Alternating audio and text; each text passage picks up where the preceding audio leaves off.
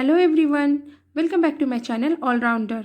आज मैं आपके सामने बहुत ही प्यारी स्टोरी लेकर आई हूँ। आशा है आपको ज़रूर पसंद आएगी। जो मेरा वीडियो पहली बार देख रहे हैं, मैंने बता दूं कि मैं पैराग्राफ एसेस स्टोरीज वगैरह लेकर आती हूँ। 1 to 10 क्लास के बुक्स लेकर आती हूँ, उसके चैप्टर्स लेकर आती हूँ, जिससे कि मैं आपको इंग्लिश रीडिंग प्रैक्टिस करा सकूँ। साथ ही मैं आपको ट्रांसलेट करके बताती हूँ हिंदी में, जिससे कि आपको स्टोरी अच्छे से समझ में आए। और हिंदी में मैं आपको वर्ड मीनिंग बताती हूँ, जिससे कि आपकी वोकैबुलरी इम्प्रूव हो और इंग्लिश आपकी अच्छी बने और परफेक्ट बने। तो चलिए हम हमारी स्टोरी को स्टार्ट करते हैं।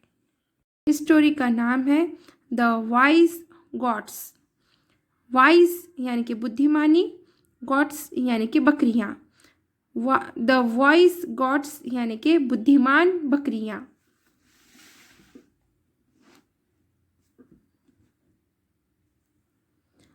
Two gods coming from opposite sides met on a narrow bridge over a stream.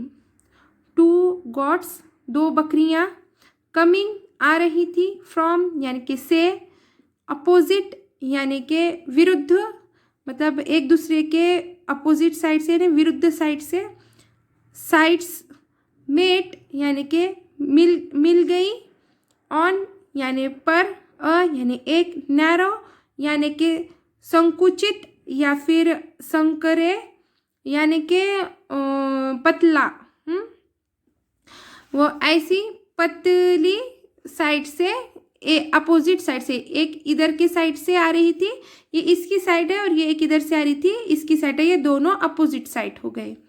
हाँ, और ये नैरो यानी कि पतला। ये जो लकड़ी का टेबल मतलब टुकड़ा है ना, ये जो डाला है, पुल है, तो वो क्या है, नैरो है।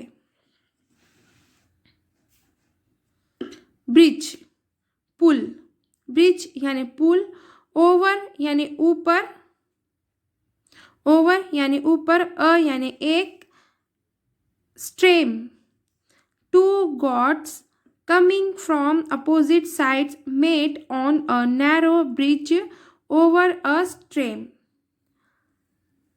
विपरीत दिशा से आ रही दो बकरियां एक नाले के ऊपर एक संकुचित पुल पर मिली। There was no way that both could cross at the same time. देर का कोई मीनिंग यहाँ पर नहीं है। वॉज यानी कि थे, नो यानी नहीं, वे यानी रास्ते, दैट यानी वह, बोथ यानी दोनों, कुड यानी कि पास्ट टेंस में जब शक्यता दर्शाने के लिए यानी सकना कहने के लिए हम यूज़ करते हैं तो कुड का यूज़ करते हैं, और कैन हम प्रेजेंट टेंस के लिए यूज़ करते हैं। क्रॉस यानी कि पार करना, क्रॉस यानी कि पार, एट पर, सेम टाइम यानी एक ही समय, सेम यानी एक जैसा होता है, और सेम टाइम यानी एक ही समय। There was no way that both could cross at the same time. ऐसा कोई रास्ता नहीं था कि दोनों एक ही समय में पार कर सके। Each wanted to cross first, each प्रत्येक, वॉन्टेड चाहना या फिर चाहता था, क्योंकि यहाँ पे ईडी लगा है, यानी कि ये वांट का सेकेंड फॉर्म है, इसीलिए चाहता था। क्रॉस यानी कि पार करना, फर्स्ट यानी पहले। Each wanted to cross first, प्रत्येक पहले पार करना चाहता था, मतलब कि ये दो बकरियों में से प्रत्येक बकरी यानी कि हर एक बकरी पहले पार करना चाहती थी वो bridge. Finally one of the goats said, why should we fight. Finally आखिरकार, वन एक, ऑफ के, गॉड्स यानी कि बकरी, सेड यानी कि कहा, व्हाई यानी क्यों, शुड वी फाइट यानी कि why should we fight, fight यानी लड़ाई। Finally, one of the gods said, why should we fight? We यानी हम। आखिरकार एक बकरी ने कहा, हम क्यों लड़ रहे हैं? If we do, both of us will fall in the water and lose our lives. If यानी यदि, we यानी हम, do यानी करना, both यानी के हम दोनों, we both यानी के हम दोनों, हाँ, both यानी के दोनों, of यानी के us यानी के हम, will यानी के ये फ्यूचर टेंस का जब सेंटेंस होता है तो will आता है, गी का सेंस होता है यहाँ पर, फॉल यानी कि गिरना, इन यानी में, वाटर यानी कि पानी, एंड यानी और, लॉस यानी कि खोना, आवर यानी हमारी, लाइफ्स यानी कि जिंदगी. If we do, both of us will fall in the water and lose our life. यदि हम ऐसा करेंगे, यदि हम ऐसा करेंगे तो हम दोनों पानी में गिर जाएंगे और अपनी जान गंवा देंगे. I agree, said the other. I यानी मैं, agree यानी कि सहमत, said यानी कि कहा, other यानी दूसरी. पहली बकरी ने कहा कि अगर से हम ऐसा करेंगे तो हम दोनों भी पानी में गिर जाएंगे. तो दूसरी बकरी ने क्या कहा? आई अग्री यानी कि मैं सहमत हूँ. सेड यानी कि कहना, कहा. I agree said the other. दूसरी बकरी ने कहा मैं सहमत हूँ. I shall sit down and you can cross over my back first. I यानी मैं, शल यानी कि फ्यूचर टेंस का जब सेंटेंस होता है तो हेल्पिंग वर्ब शल आता है और इसका सेंस होता है गी. सिट यानी कि बैठना, डाउन यानी नीचे, एंड यानी और, यू यानी तुम, कैन यानी सकना, क्रॉस यानी पार, ओवर यानी ऊपर, क्रॉस ओवर ऊपर से पार करना, माई यानी मेरे, बैक यानी के पीठ, फर्स्ट यानी के पहले. I shall sit down and you can cross over my back first.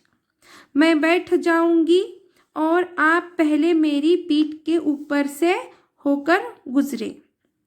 Thank you, thank you, धन्यवाद. Said the first got.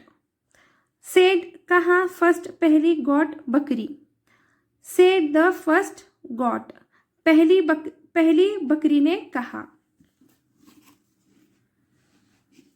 The second goat sat down and let the first goat cross.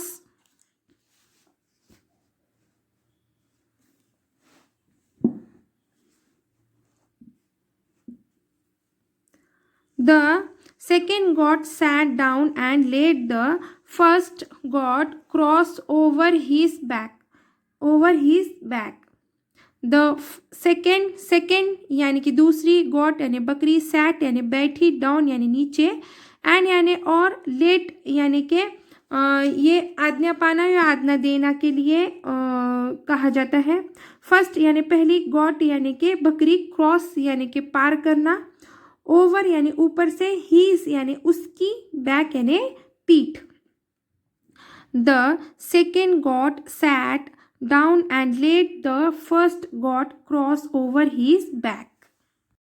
दूसरी बकरी बैठ गई और पहली बकरी को अपनी पीठ के ऊपर से जाने दिया. देखा यहाँ पे जो लेट का यूज़ है, लेट का यूज़ है तो इसका मतलब होता है आज्ञा देना या फिर आज्ञा पाना. तो मतलब कि उसने क्या किया, उसे जाने दिया. ये कहने के लिए लेट का यूज़ होता है. मतलब कि हम आज्ञा दे रहे हैं या फिर आज्ञा पा रहे हैं, या फिर कुछ करने के लिए दे रहे हैं या कुछ करने के लिए कह रहे हैं, यानी कि आज्ञा देना और आज्ञा पाना. लेट का मीनिंग होता है दिया. Then he continued on his way down the bridge.